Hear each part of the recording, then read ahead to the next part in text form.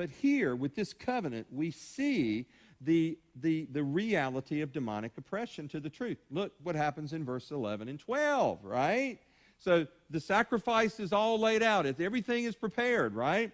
Some vultures swooped down to eat the carcasses, but Abram chased them away. Why is that truth relevant?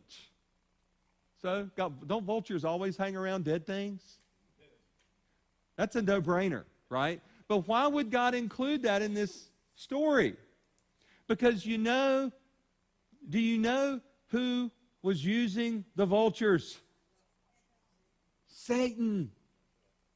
Just as Satan would enter a snake himself, he would send his demonic forces to enter the birds of prey, that would most naturally be likely to destroy the sacrifices. He didn't want the sacrifice to take place.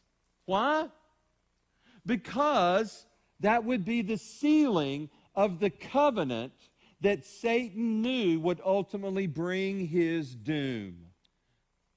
And I like to speculate about God's word. Things like that. Why the vultures? Why are the vultures relevant? Everything's relevant, right? This was a demonic attack. That's what it was. Well, it doesn't say that. Well, of course not, because we see the principle. We're going to talk about principles and precepts next week. The principles that God gives us show us that this is how Satan operates. And so I've always just recently, I've kind of started wondering about this. So Satan knew that God had his plan, right? So, I may go ask our elementary students tomorrow down here, or our preschool up there tomorrow maybe, and what they think about this, right? What do you think Satan had in mind about what God was going to do with this Messiah thing? Do you think maybe that Satan thought that God would create a Messiah? You think maybe he would have thought that God would create a Messiah? I think he probably did, because that's what God does. He creates, right? So, okay, you're talking about a Messiah. He's going to create one.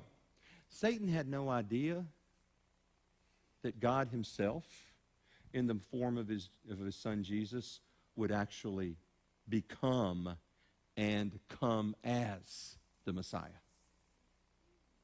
You see that? You see the power of that? Satan was probably expecting God to just create another being who would come and take him on, having no idea that God himself would suit up and take on the battle himself in the form of his son Jesus. And that would become a central focal point of the covenant. You see, the covenant would not have had nearly the power that it does if God himself had not been the one who would come and make the covenant possible.